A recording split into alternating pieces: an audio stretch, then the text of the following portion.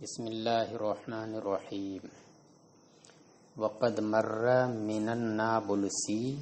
فی تجویز نبی مع نبینا او بعدہ صلی اللہ تعالی علیہ وسلم، اور امام نابلسی کی طرف سے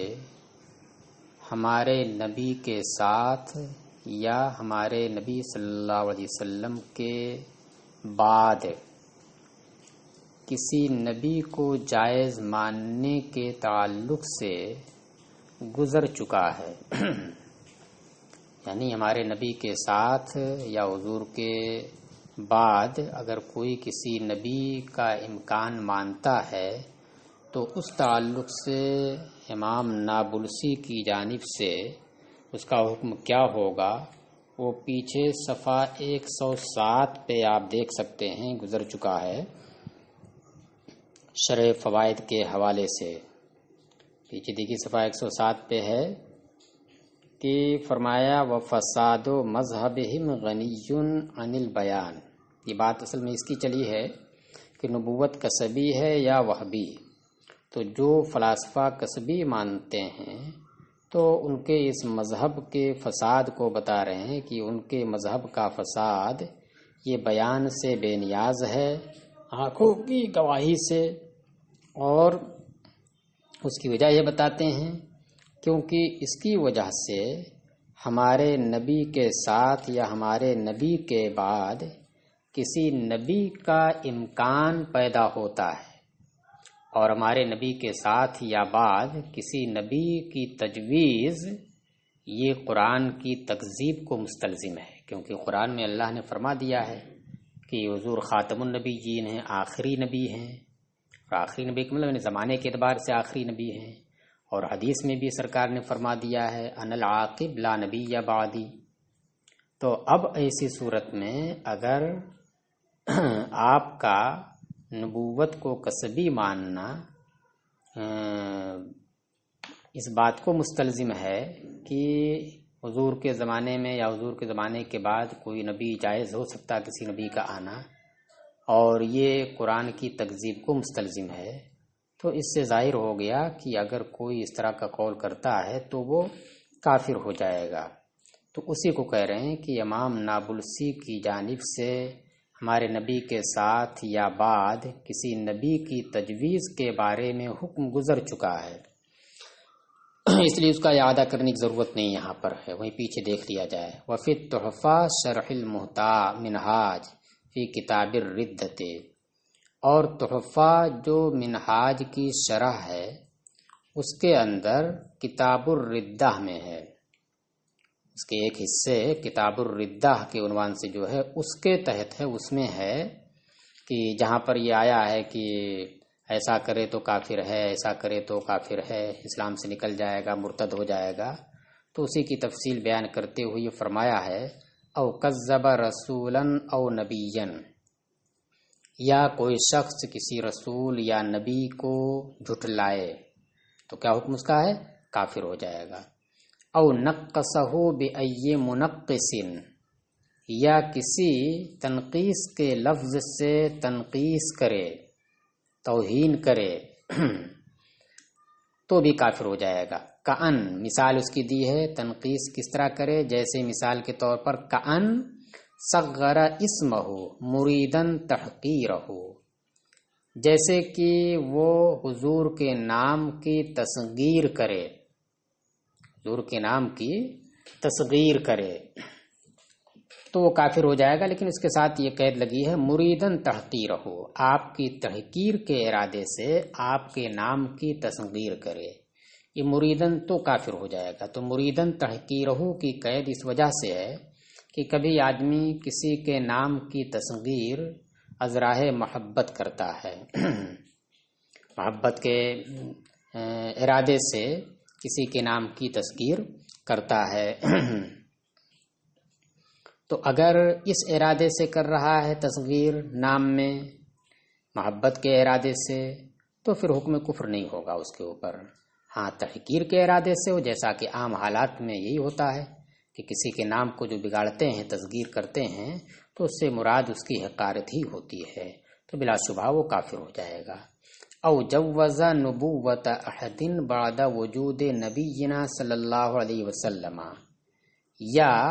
ہمارے نبی صلی اللہ علیہ وسلم کے ظاہر ہو جانے کے بعد کسی کی نبوت کو جائز ٹھہرائے تو بھی کافر ہو جائے گا۔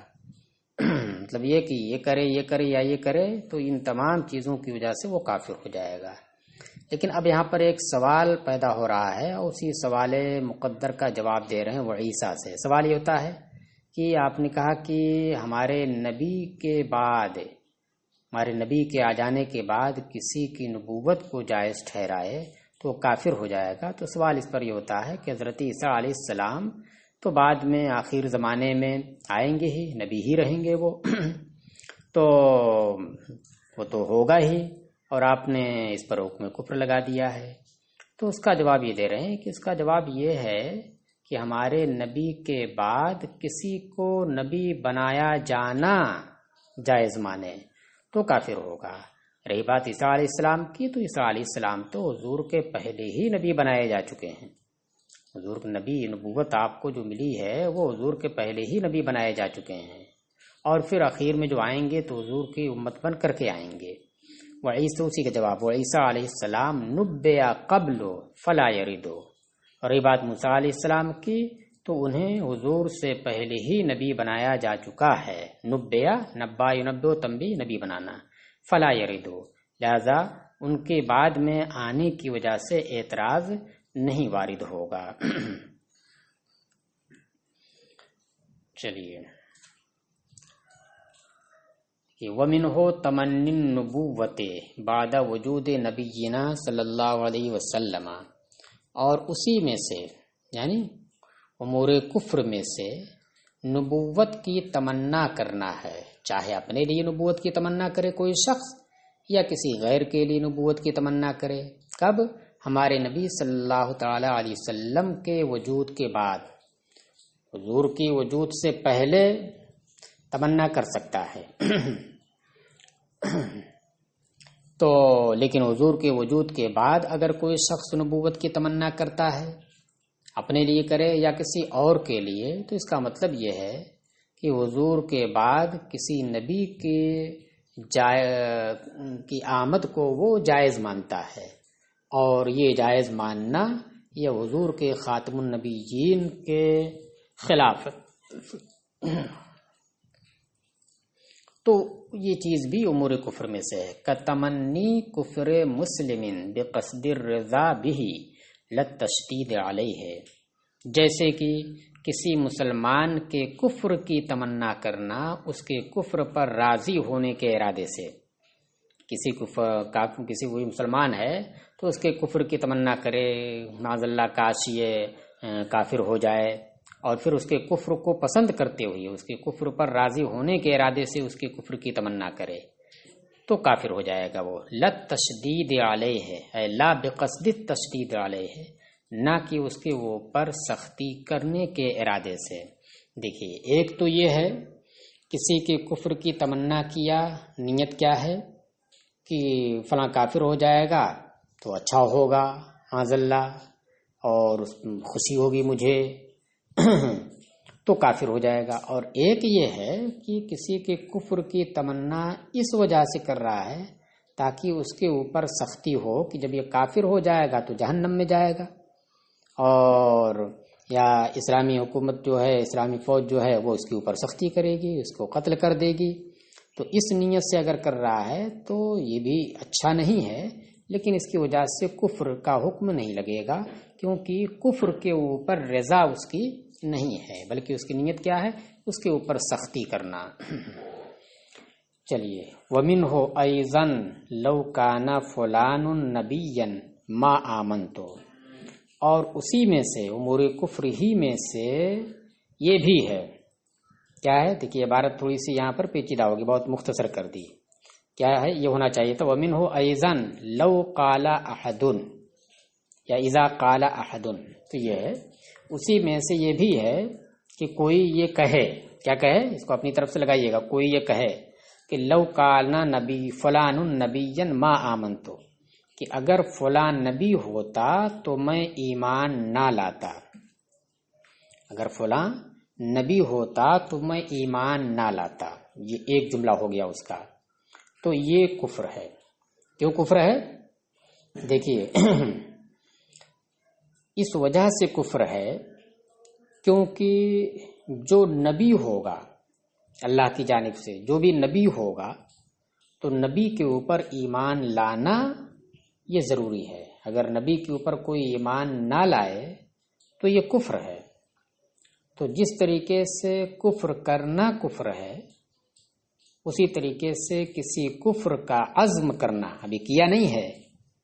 مگر مستقبل میں یا ماضی میں کرنے کا عزم کرنا، یہ بھی کفر ہو جاتا ہے۔ تو جیسے کہ کوئی شخص ابھی آج کافر نہیں ہوا، آج جو ہے کوئی کفر کا کام نہیں کر رہا ہے، مثلاً بتوں کی پوجا نہیں کر رہا ہے، لیکن اس نے آج ہی عزم کر لیا معاذ اللہ کہ کل میں پوجا کروں گا، تو آج ہی کافر ہو جائے گا۔ کفر حالانکہ کیا نہیں لیکن عزم کفر کر لیا۔ تو اب کوئی بھی نبی ہو تو اس نبی کے اوپر ایمان لانا یہ ضروری ہے ایک مومن کے لیے، ایمان نہ لانا یہ کفر ہے۔ تو اب اگر کوئی ایمان نہ لانے کا عزم کرے نبی کے اوپر، اسے نبی مانتے ہوئے، تو یہ کفر کا عزم کرنا ہے جو کفر ہے۔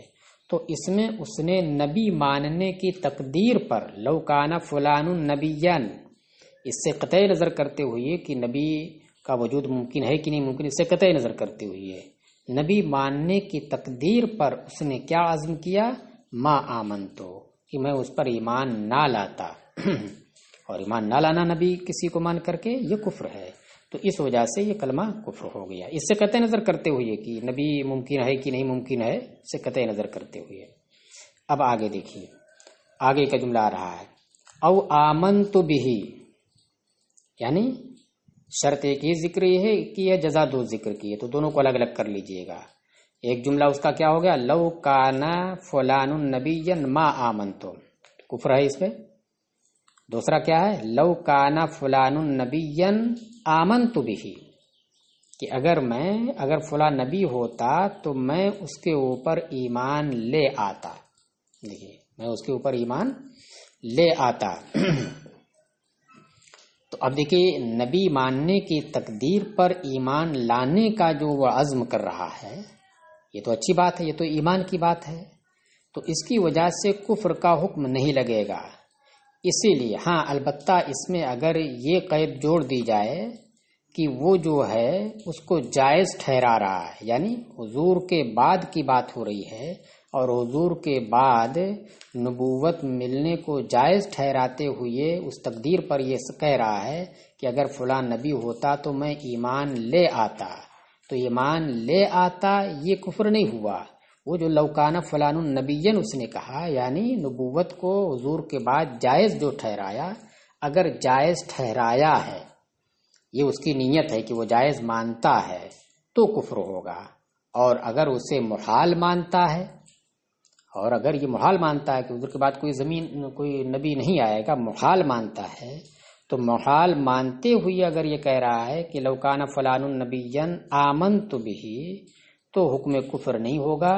کیونکہ ایک محال کے اوپر دوسرے محال کی تعلیق ہے کہ اگر فلاں نبی ہوتا، جبکہ نبی ہونے کو مان رہا کہ یہ محال ہے، تو اس محال کے اوپر نبی ہوتا تب ایمان لانا ہوتا، تو اس محال کے اوپر دوسرا محال یعنی اس پر ایمان لانا، اس کو معلق کر رہا ہے، لہذا اس کی وجہ سے کفر کا حکم نہیں ہوگا۔ بات سمجھ میں آ گئی ہوگی؟ تو دو جملے ہو گئے۔ اگر یہ کہا کہ اگر فلاں نبی ہوتا تو میں ایمان نہ لاتا، تو اگر فلاں نبی ہوتا تو اس میں اس سے قطع نظر کرتے ہوئے کہ فلاں کے نبی ہونے کو جائز ٹھہرا رہا ہے، یعنی حضور کے بعد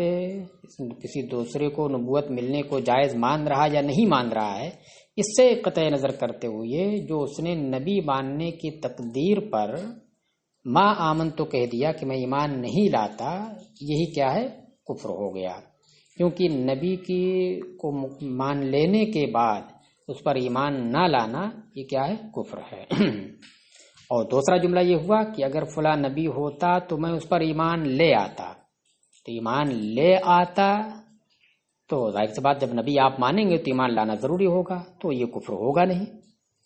تو اس لیے مطلق اس جملے میں کفر نہیں ہوگا۔ اس جملے میں کفر کب ہوگا؟ اس شرط کے ساتھ، اس قید کے ساتھ کہ اگر وہ حضور کے بعد نبوت ملنا جائز ٹھہرائے، اور اگر نبوت ملنا جائز نہ ٹھہرائے، محال مانتے ہوئے یہ کہے، تو کہا جائے گا کہ یہ تو ایک محال کے اوپر دوسرے محال کو معلق کرنا ہے، لہذا اس کی وجہ سے کفر و گمراہی نہیں ہوگی۔ چلیے، او آمنت بہ ان جوز ذالک، یہی جملہ کہے کہ اگر فلاں نبی ہوتا تو میں اس پر ایمان لے آتا، یہ کفر میں سے ہوگا کب؟ اگر وہ اس بات کو جائز ٹھہرائے، یعنی نبوت ملنا جائز ٹھہرائے۔ علل اوجہ، تو یہ کفر ہوگا، اس کفر میں سے ہوگا علل اوجہ اے علل قول الاوجہ، یعنی پختہ قول کی بنیاد پر جو زیادہ باقوت ہے اور باوجہ ہے، تو اس بنیاد پر وہ کافر ہو جائے گا۔ قال القاری، اس کا مطلب ہے کہ دوسرا قول اس میں ہے کہ وہ کافر نہیں ہوگا۔ قال القاری، دوسرے والے جملے میں قال القاری فی شرح الشفاء للقاضی، اور ملا علی قاری نے امام قاضی کی شفاء کی شرح میں فرمایا،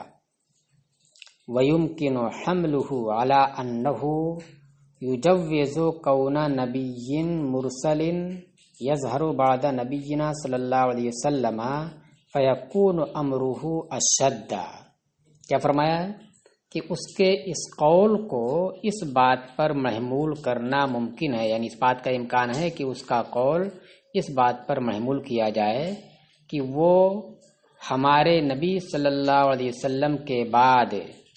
کسی ایسے نبی مرسل کے وجود کو جائز ٹھہراتا ہے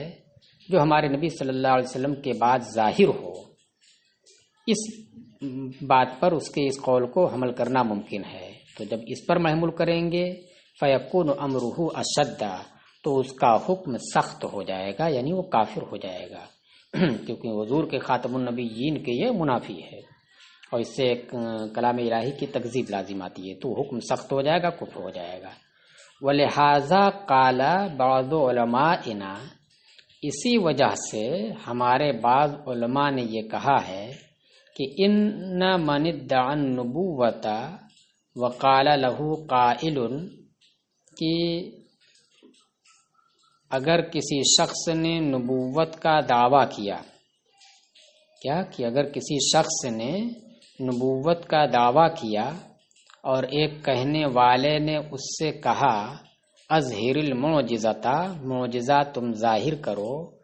کفرا، تو وہ کافر ہو جائے گا۔ دیکھیے، حضور کے بعد کسی شخص کا نبوت کا دعویٰ کرنا یہ کفر ہے۔ کوئی نبی آ ہی نہیں سکتا، کوئی خود نبوت کا دعویٰ کرے یہ تو کفر ہوگا ہی، اگر کوئی کسی کی نبوت کو مان لے تو وہ بھی کفر ہے۔ تو اب ایک شخص نے نبوت کا دعویٰ کیا، اور نبوت کا جو مدعی ہوتا ہے اس سے دعوے کی تصدیق کرنے کے لیے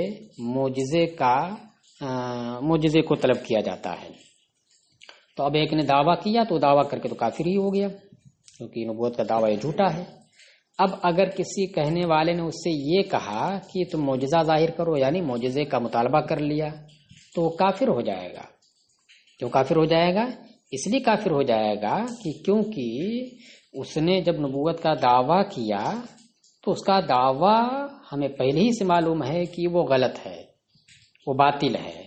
اب اگر کوئی اس دعوے کے بعد اس سے معجزہ طلب کرے تو اس طلب کرنے کا مطلب یہ ہوا کہ نبوت کو ممکن مان رہا ہے، لہذا جب نبوت، یعنی اس بات کا اس سے اظہار ہوتا ہے کہ نبوت کو وہ ممکن مان رہا ہے، جبھی تو اس جھوٹے مدعی نبوت سے معجزہ طلب کر لیا، ورنہ اگر نہ مانتا تو پھر ایسی صورت میں فوراً اس کو ٹھکرا دیتا، ارے نبوت تو ختم ہو گئی، جھوٹے ہو، کذاب ہو، باطل ہو، فوراً اس کے اوپر حکم لگ جاتا، چاہے جائے کہ اس سے معجزہ طلب کرے، تو وہ کافر ہو جائے گا۔ لیکن اب اس کے اوپر علامہ خفاجی نے کچھ اس پر ذکر کیا ہے، کچھ تفصیل بیان کی ہے، تفصیلی بیان کی ہے کہ دیکھیے اس جھوٹے مدعی نبوت سے کسی شخص کا مطالبہ معجزہ کرنا، اس میں ایک ہی احتمال نہیں ہے کہ وہ مطالبہ کر کے گویا وہ نبوت کو ممکن مان رہا ہے حضور کے بعد کسی کو نبوت کا ملنا، نہیں، یہی ایک نہیں ہے، بلکہ اس کے علاوہ ایک دوسرا پہلو بھی ہے اس کے مطالبہ کرنے کا۔ وہ دوسرا پہلو کیا ہے؟ دوسرا پہلو یہ ہے کہ وہ مطالبہ کر کے اس کی عاجزی ظاہر کرے، اس کی بیوقوفی لوگوں میں ظاہر کرے اور اس کی تکذیب کرے، اس کو جھوٹا گردانے۔ تو اگر یہ نیت اس کی ہے، اس نیت سے معجزے کا مطالبہ کرتا ہے، وہ جانتا ہے کہ نبوت نہیں ہو سکتی، یہ جھوٹا ہے، جھوٹا مدعی نبوت ہے، تو یہ مانتے ہوئے اگر معجزے کا مطالبہ کر رہا ہے اور اس سے اس کی نیت کیا ہے کہ اس کے جھوٹ کو لوگوں کے درمیان ظاہر کر دیا جائے اور یہ لاجواب ہو جائے، بیوقوفی اس کی ظاہر ہو جائے، اس کی تکذیب ہو جائے، تو پھر یہ کفر نہیں ہوگا۔ جیسے کہ دیکھیے قرآن کریم کے اندر کفار کو قرآن کے حوالے سے چیلنج کیا گیا کہ تم کوئی ایک سورہ لے آؤ، فاتو بسورۃ من مثلہ وادعوا شہداءکم من دون اللہ ان کنتم صادقین، تو تم اس کے مثل، اگر تم سچے ہو تو اس کے مثل تم کوئی ایک سورہ لے آؤ۔ تو اب کیا ایک سورہ لے آؤ، تو کیا اس میں جو مطالبہ کیا گیا یہ جائز مانتے ہوئے کہ یہ سورہ لا سکتے ہیں، اس کے مثل کوئی صورت یہ لا سکتے ہیں، یہ جائز مانتے ہوئے؟ نہیں، یہ جائز مانتے ہوئے اگر یہ کہا گیا ہوتا تو پھر آگے کیوں یہ کہا جاتا فَإِن لَّمْ تَفْعَلُوا وَلَن تَفْعَلُوا، بس اگر تم نہیں کر سکتے اور ہم بتائے دیتے ہیں کہ تم ہرگز نہیں کر پاؤ گے، اس کا مطلب کہ جائز نہیں مانا گیا، پھر بھی مطالبہ کس لیے کیا گیا؟ تعجیز کے لیے، کہ ان کی عاجزی اس سلسلے میں لوگوں کے سامنے ظاہر ہو جائے۔ تو اسی طریقے سے اگر کوئی شخص جھوٹے مدعی نبوت سے معجزے کا مطالبہ، معجزے کو ظاہر کرنے کا مطالبہ اس نیت سے کر رہا ہے، یہ جانتا ہے یہ جھوٹا مدعی نبوت ہے، مطالبہ اس لیے کر رہا تاکہ اس کی بیوقوفی لوگوں میں ظاہر ہو جائے اور اس کی تکذیب ہو جائے۔ تو یہ تفصیل نیچے کی عبارت میں امام شہاب الدین خفاجی نے کی ہے، دیکھیے قال الخفاجی فی ذیل، خفاجی نے کس میں کیا؟ وہی نسیم الریاض میں، قاضی عیاض شفاء القاضی عیاض ہے تو اس کی شرح آپ نے کی ہے نسیم الریاض، ایک شرح تو ملا علی قاری نے کی ہے جیسا کہ اوپر آئے قال القاری فی شرح الشفاء للقاضی، اور دوسری شرح ہے امام شہاب الدین خفاجی کی نسیم الریاض کے نام سے۔ تو خفاجی نے قاضی عیاض کے اس قول، کون سا قول؟ یہ پورا قول ہے، دیکھیے اس کو کامے سے گھیر دیا گیا ہے، ڈبل کامے سے گھیر دیا گیا۔ وَمَنِ ادَّعَى النُّبُوَّةَ لِنَفْسِهِ بَعْدَ نَبِيِّنَا صلی اللہ تعالی علیہ وسلم کالمختار وغیرہ، یہاں تک کیا ہے امام قاضی عیاض کا قول کہ اور اگر کوئی شخص اپنے لیے نبوت کا دعویٰ کرے حضور ہمارے نبی صلی اللہ علیہ وسلم کے بعد، جیسے کہ مختار ثقفی اور اس کے علاوہ مسیلمہ کذاب وغیرہ، مختار سے مراد مختار ثقفی ہے جو حضرت امام حسین کے زمانے میں رہا ہے۔ تو یہ قول جو فرمایا ہے تو اس کے تحت خفاجی نے قاضی عیاض کے اس قول کے تحت اس کے نیچے اس کے ذیل میں فرمایا، کیا فرمایا؟ اب غیر ہی کے بعد جو آ رہا یہ امام خفاجی کا قول مقولہ ہے۔ قال ابن حجر، تو اس میں انہوں نے علامہ ابن حجر کا قول نقل کیا ہے۔ قال ابن حجر، ابن حجر نے کہا وَبِهِ يَظْهَرُ كُفْرُ كُلِّ مَنْ طَلَبَ مِنْهُ مُعْجِزَةً، اسی سے ظاہر ہو جاتا ہے ہر اس شخص کا کفر جس نے اس مدعی نبوت سے معجزہ طلب کیا، اس نے نبوت کا دعویٰ کیا اپنے لیے تو وہ تو کافر ہو ہی گیا، کیونکہ حضور کے بعد جبکہ نبوت کا سلسلہ ختم ہو گیا اور نبوت کو اس نے اپنے لیے دعویٰ کیا، مانا اس نے، تو اب کوئی اس کو اس کے اس دعوے کو تقویت اگر پہنچا رہا ہے معجزے کا مطالبہ کر کے جائز مانتے ہوئے تو وہ بھی کافر ہو جائے گا۔ تو اسی پر علامہ ابن حجر نے کہا اسی سے ہر اس شخص کا کفر ظاہر ہو جاتا ہے جس نے اس مدعی نبوت سے کسی معجزے کو طلب کیا۔ کیوں کہ لأنہ یطلب منہ مجوزا لصدقہ، کیونکہ وہ اس سے اس کے صدق کو جائز ٹھہراتے ہوئے مطالبہ کر رہا ہے، کیونکہ وہ اس سے معجزے کا مطالبہ کس لیے کر رہا ہے؟ اس کے صدق کو جائز ٹھہراتے ہوئے کہ اس کا صدق ہو سکتا ہے کہ وہ سچا ہو، یہ سچ مانتے ہوئے، سچ کا امکان مانتے ہوئے وہ مطالبہ کر رہا ہے۔ ما استحالتہ المعلومۃ من الدین ضرورتاً، جبکہ وہ محال ہے، کیا محال ہے؟ کہ اس کی سچائی، اس کا اپنے دعوے نبوت میں سچا ہونا یہ محال ہے، اور اس کا محال ہونا دین کے اندر بدیہی طور پر، ضروری طور پر معلوم ہے۔ لہذا اب اگر اس محال کو وہ جائز کر رہا ہے، اس کا مطلب جو بات ضروری طور پر دین سے جس کا ہونا معلوم تھا اس کو وہ ٹھکرا رہا ہے، لہذا وہ کافر ہو جائے گا۔ یہ تو رہی بات۔ اب اس میں ایک دوسرا پہلو ہے، اس کو ذکر کر رہے ہیں۔ نعم ان اراد بذالک تصفیحہ وتکذیبہ فلا کفر بہ، ہاں اگر وہ اس کے ذریعے یعنی مطالبہ معجزہ کے ذریعے اس کو بیوقوف بنانا اور اس کو جھٹلانے کا ارادہ کرے، یہ مراد ہو اس کی،